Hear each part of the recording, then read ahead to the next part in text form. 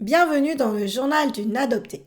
Ce podcast est réservé aux personnes adoptées qui ont envie de bien vivre leur adoption et devenir créateurs de leur vie. Alors si vous connaissez déjà ce podcast, vous pouvez laisser une petite étoile ou une évaluation.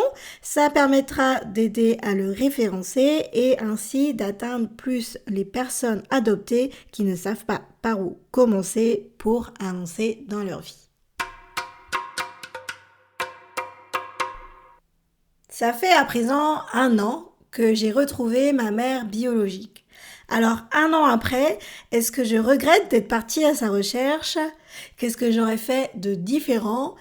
C'est ce qu'on va voir dans cette série d'épisodes, car oui, il y a quelque chose que je n'avais pas compris.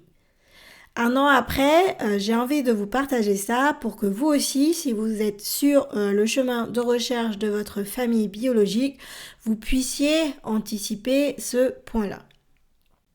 Alors pour commencer, une petite remise en contexte. Donc j'ai retrouvé ma mère biologique il y a 1 an, après quasiment 1 an de recherche. J'avais confié cette recherche à une personne qui avait déjà effectué des recherches de famille biologique en Bolivie. Cette personne m'a appelé un dimanche, je m'en rappellerai toute ma vie, pour me dire qu'elle avait eu contact avec ma mère biologique et qu'il avait rendez-vous avec elle via Zoom, puisqu'à l'époque c'était la pandémie mondiale sanitaire. Ma mère biologique a demandé si je pouvais également me joindre à eux. Donc finalement, j'ai eu très peu de temps pour me préparer à cette rencontre puisque j'allais la voir quelques heures plus tard. L'avantage, c'est que voilà, j'ai pas eu le temps de tout préparer, ça n'a pas eu le temps de cogiter dans ma tête, c'était juste quelques heures après, je rencontrais ma mère biologique. Donc j'ai toujours beaucoup de gratitude pour ça, pour cette personne, pour cet instant unique et exceptionnel dans ma vie, puisque les retrouvailles se sont très bien passées. Mais 1 an après, et oui, il y a un mais, il y a ce premier point, après 1 an de bilan, après les retrouvailles, ce premier point auquel je ne m'étais pas préparée et qui est vraiment important à mon sens, c'est pour ça que j'ai envie de vous le partager.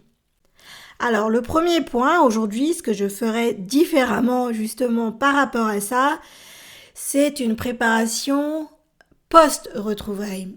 Parce que on recommande, d'ailleurs moi aussi je le recommande, j'en ai déjà parlé dans des épisodes précédents, c'est tout le côté accompagnement avant et pendant la recherche de la famille biologique. Se préparer à toutes les éventualités.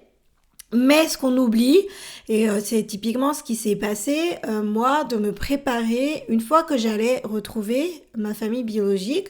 C'est vrai que c'est un point qui reste potentiellement toute une vie sans réponse, mais moi j'ai retrouvé ma mère biologique au bout d'1 an, mais je m'étais pas du tout préparée à l'après. Le plus difficile, je crois, pour moi, a été d'intégrer le fait que j'avais 2 mères. Car oui, le fait de retrouver sa mère biologique, et comme les retrouvailles se sont bien passées, j'ai ensuite appris qu'elle m'avait recherché toute sa vie. J'étais vraiment restée sa fille, enfin je suis toujours sa fille.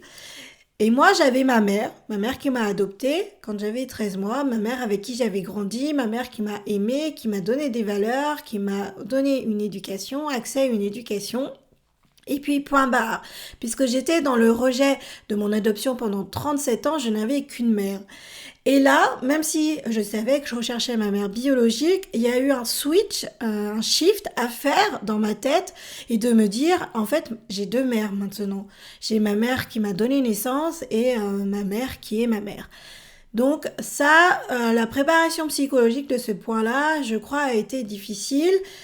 D'une part parce que sûrement que je ressentais un petit peu de culpabilité par rapport à ma mère, le fait d'avoir une deuxième mère. Mais au quotidien, c'est vrai qu'on passe vraiment, enfin je suis passée en tout cas par des montagnes russes.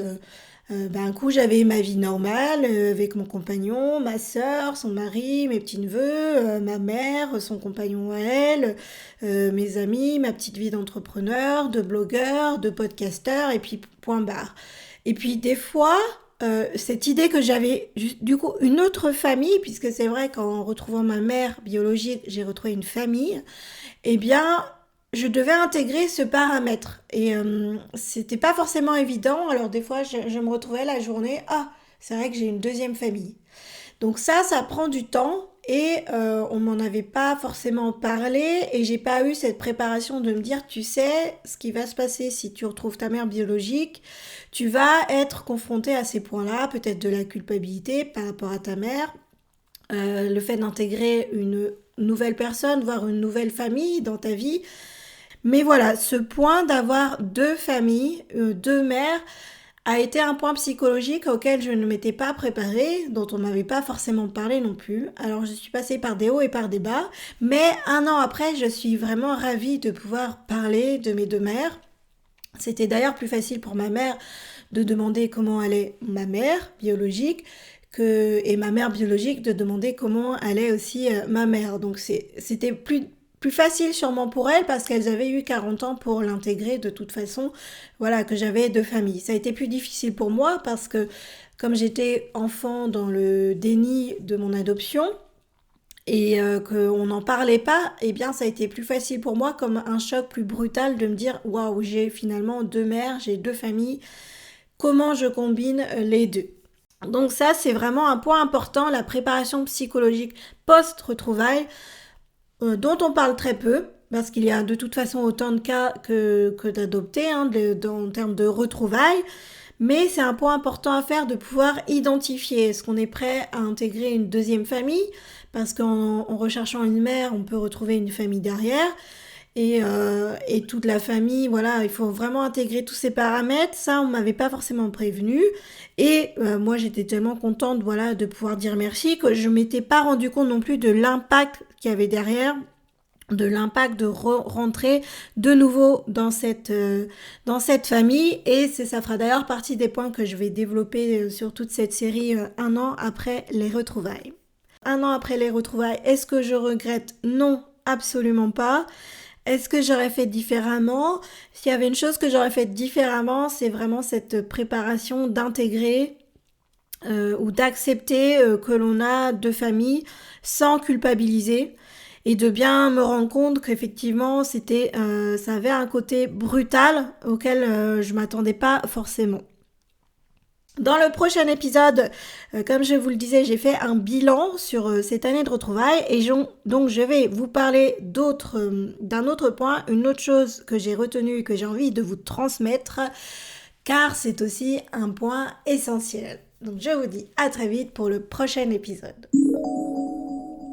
Je vous remercie pour votre écoute et pour votre fidélité. Pour ceux qui me découvrent, je m'appelle Sandra, je suis née en Bolivie où j'ai été adoptée à l'âge de 13 mois.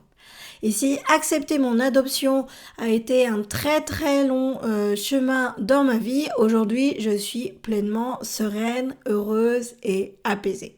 Je suis aussi la fondatrice du sommet virtuel des adoptés, un sommet où pendant 2 jours on retrouve des experts du monde de l'adoption qui nous expliquent les enjeux, les tenants et les aboutissants, l'impact de l'adoption dans notre vie, en direct et uniquement entre nous, personnes adoptées. Si vous avez d'autres questions, d'autres sujets que vous avez envie que j'aborde, n'hésitez pas à me laisser un email, un message sur les réseaux sociaux, via le podcast, via le blog. Je serai ravie de vous entendre car j'ai vraiment à cœur que vous aussi, vous puissiez transcender votre adoption.